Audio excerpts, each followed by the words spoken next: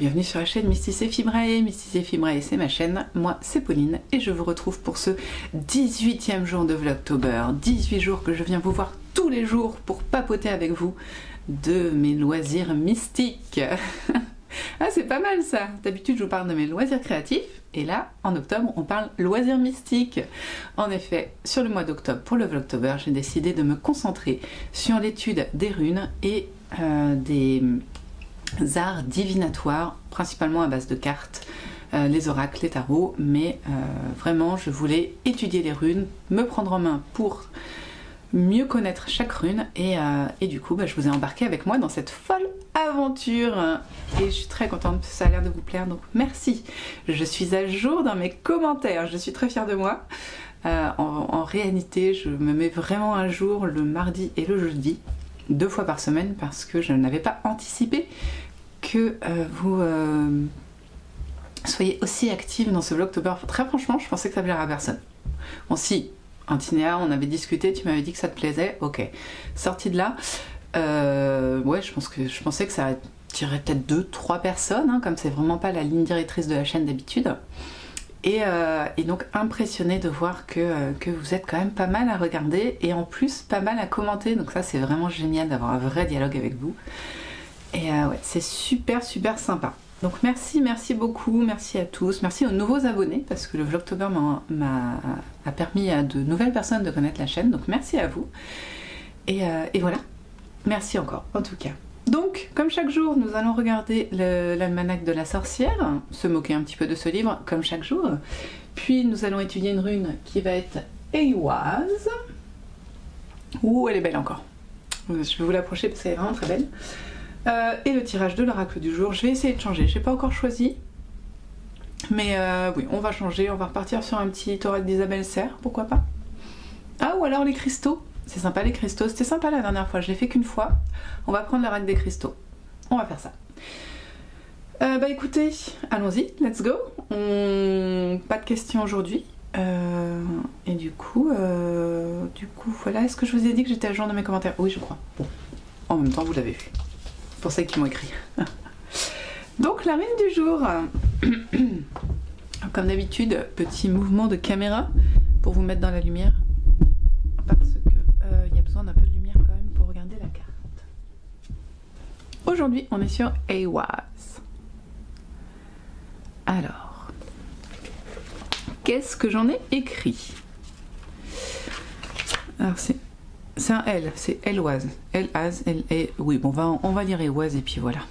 On l'appelle aussi Algid ou Ehwaz. Vous êtes contente de savoir? Bon.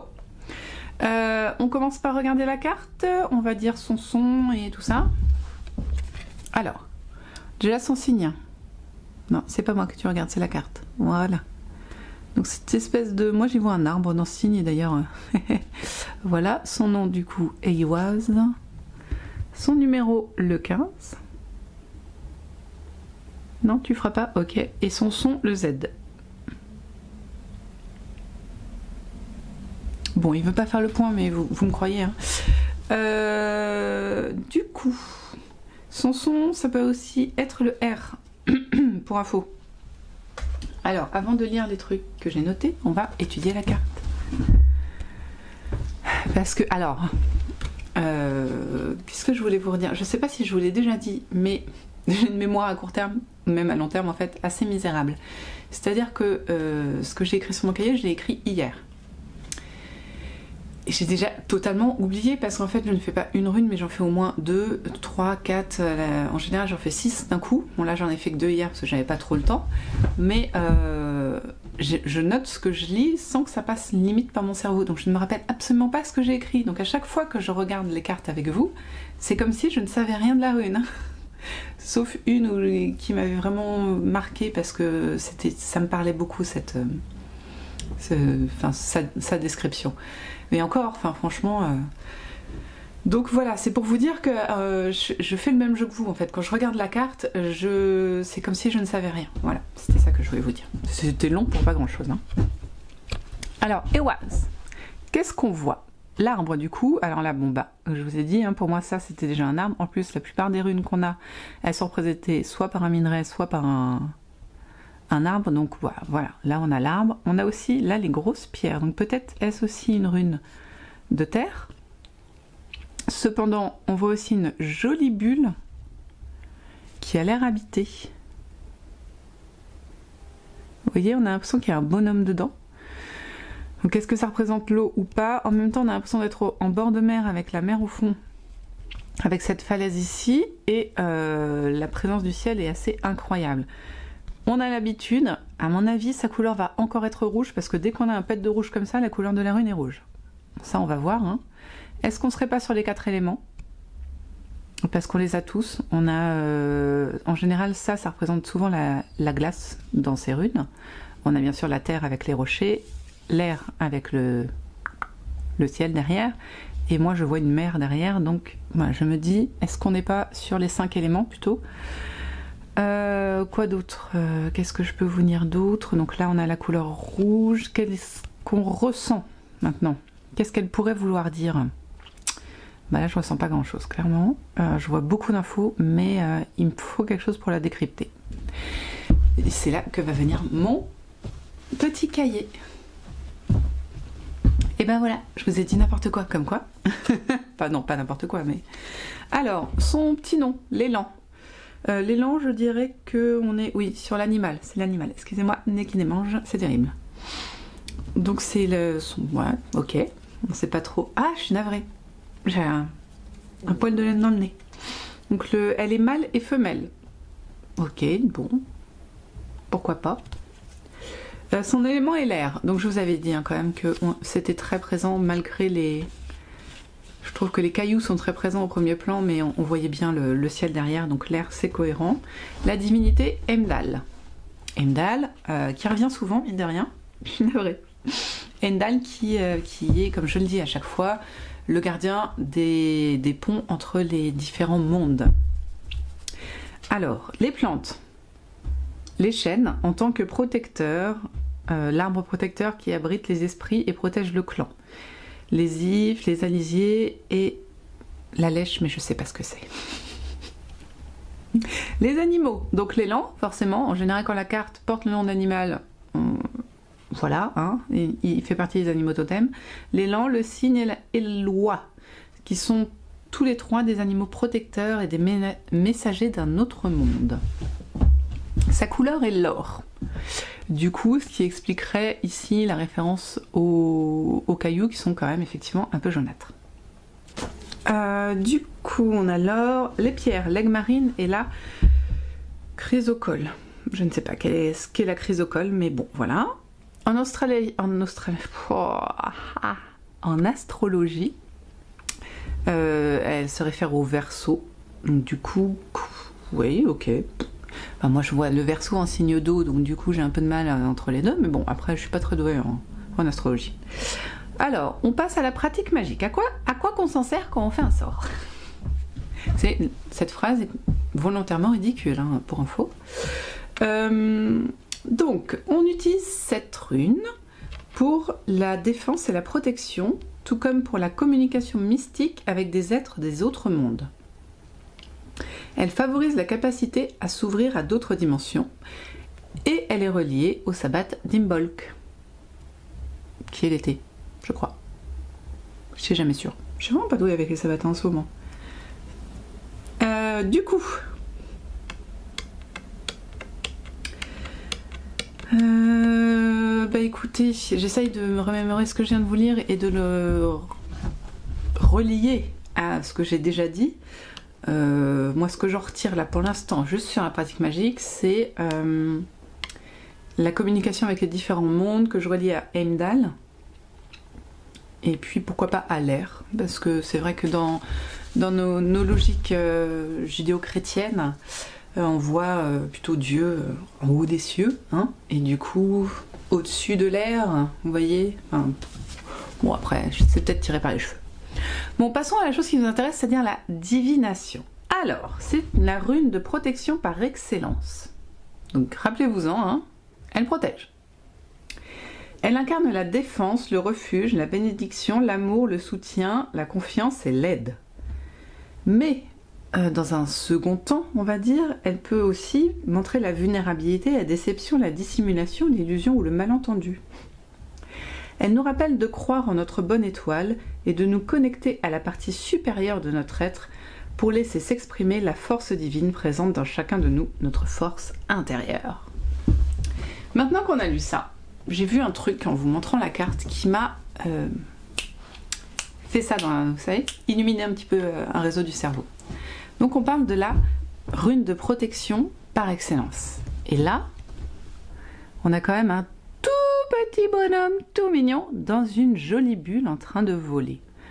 Donc, le fait de cette bulle qui vole, donc référence à l'air, hein, encore une fois, et je trouve qu'on retrouve cette idée de protection d'air, et en même temps par la rune elle-même, hein, ils ont raison dans la description de la divination, je trouve qu'elle appelle à ce message de l'au-delà vers en bas. Vous voyez, soit c'est nous qui donnons un message qui remonte, mais ça peut aussi être la flèche qui va comme ça, qui transmet le message au petit personnage en bulle. Donc j'aime beaucoup cette idée. Et du coup, voilà, quand il parlait de force intérieure, ouais, ça m'a parlé. J'ai bien vu ce que j'ai dit dans la rune, la force intérieure qui peut être représentée là par les cailloux. Du coup, la protection, on a le message entre les différentes plans, les différents plans. Et le refuge, donc là, voilà. Donc en résumé, on est d'accord que c'est une rune plutôt positive, mais attention à ne pas la prendre... Enfin, il y a aussi ce côté vulnérabilité, déception, dissimulation, illusion et malentendu. Et que je retrouve toujours dans cette bulle, parce que l'illusion de la bulle autour de nous, ouais. J'aime bien cette bulle, hein, vous l'avez vu. Ce que j'en garde du coup, eh bien, la protection, les communications avec les autres dimensions, les autres sphères, et ouais, la connexion avec soi-même au niveau. Parce que, vous voyez, le bonhomme, il est quand même au niveau de la base de l'arbre, quoi. Je dirais qu'il doit être concentré sur lui-même avant de pouvoir, pouf, éclore et aller partout. Je pars loin, hein. Ouais. Mais moi j'ai le texte pour m'aider. Parce que vous avez vu avant, je sais pas su quoi dire. Donc, voilà ce que j'ai trouvé sur cette rune. J'espère qu'elle vous a plu. C'est une rune, du coup, de protection, de défense et de communication. Donc là, alors il nous reste combien de runes? 1, 2, 3, 4 et 4, 8. Il nous reste 8, 9 runes dans ces eaux-là, il y en a 24 en tout, et on est à la 15, donc vous voyez. Du coup, ça fait 9. On va y arriver, hein. Oui, j'étais pas mateuse, hein, voilà. Bah écoutez, je vous ai pas du tout montré l'almanach, c'est pas bien du tout, je le vois devant moi là. Je vous ai dit que je vous le montrais, je vous l'ai pas montré. J'étais trop pressée d'aller sur la rune.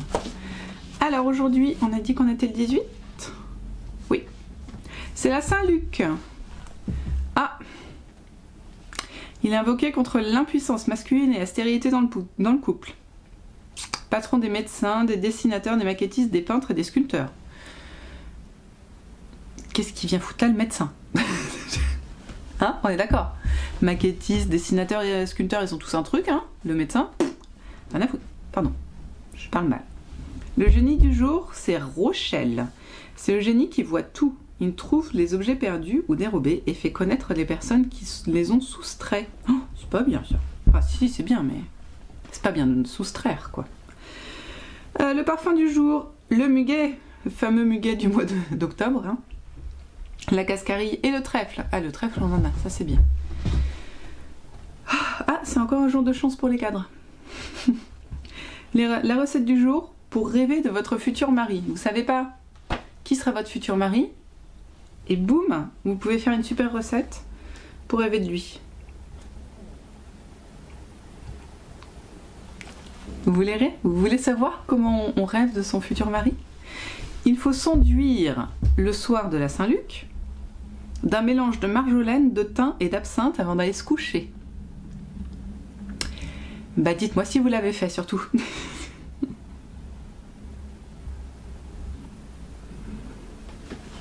J'adore. Ah, c'est encore mieux. Il y a un autre sort. pour contrer la malchance. Vous êtes prêts? Non, vraiment vous n'êtes pas prêts. Vous ne pouvez pas être prêts pour ça. Urinez sur une brique que vous placerez dehors à côté de votre porte d'entrée. Puis allumez une bougie blanche et dites le sort.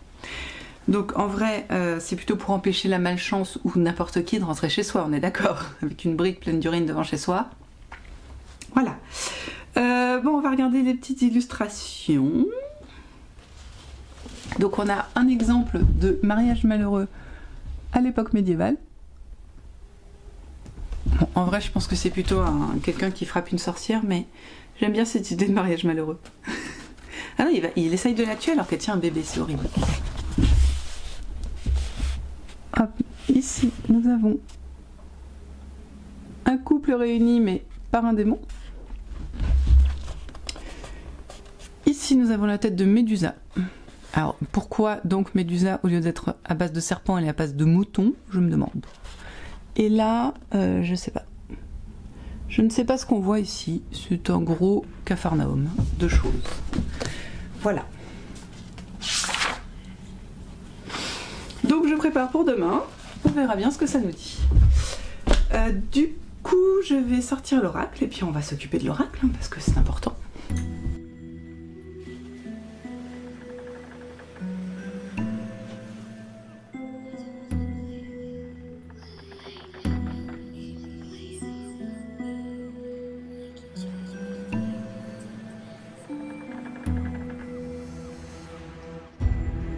Bon, alors, tout d'abord, on en parle de la folie du truc, là. Que la pierre, la première pierre que j'ai citée pour la rune est une Agmarine. Et quelle est la carte que je tire aujourd'hui? L'Agmarine. On en parle de ça, hein? Bon, ensuite... bah écoutez, on va lire ce qu'il y a écrit, parce que... Agmarine... Prendre la parole et affirmer notre force de persuasion est nécessaire pour exprimer notre puissance intérieure. Vérité. C'est drôle. Oh là là, je trouve qu'elles se répondent tellement les deux là. La puissance intérieure, prendre soin de soi, tout ça, c'est fou. Oh bah écoutez, je peux pas vous dire grand chose sur l'Agmarine, donc je vais regarder dans le journal directement, mais là je suis sur les fesses. Là, c'est assez rapide, l'Agmarine, c'est bien. Clarifier les idées et les paroles, oser dire et affirmer ce qui te semble juste, être aligné entre tes pensées et tes paroles. Voilà, donc c'est plutôt pas mal. Mais moi, je suis pas retournée quand même, j'en suis pas là. Mais je suis très étonnée de la cohérence de ces deux tirages. Alors, qui peuvent peut-être être expliqués d'une manière, qui est... en général, quand je tire une carte devant vous comme ça, une carte journalière, dans ma tête, quand je touille le jeu, quand je mélange, je me dis quelle est la carte de la journée, quelle est la carte du jour, voilà, quelle est la carte qui va représenter un maximum cette journée. Donc voilà, vous voyez ce que vous voulez maintenant. En tout cas, c'est la question que je pose. Donc, vous voyez les réponses chaque jour, mais voilà. C'est assez rigolo. C'était vraiment le jour pour faire les cristaux, je crois. Incroyable. Voilà. Et bah écoutez, encore une fois, commentez. Dites-moi ce que vous savez sur l'Agmarine, parce que c'est pas une pierre que j'ai et que j'ai beaucoup étudiée. Comme je sais qu'il y en a certaines d'entre vous qui sont pas mal calées en pierre, dites-moi ce que vous en savez, si elle vous inspire quelque chose. Dites-moi si la rune ou l'alliance rune-pierre vous dit quelque chose aussi. Et puis dans tous les cas, nous, on va se retrouver demain pour le prochain Vlogtober, comme d'habitude, où nous étudierons une prochaine rune, où on regardera l'almanach et où on tirera une carte qui va nous révéler le monde mystique qui nous entoure. Ah là là, oui, je suis barrée aujourd'hui. Bon, et bien je vous laisse. Nous, on se retrouve donc encore une fois demain. Passez une très bonne journée et à demain pour le jour 19 du Vlogtober.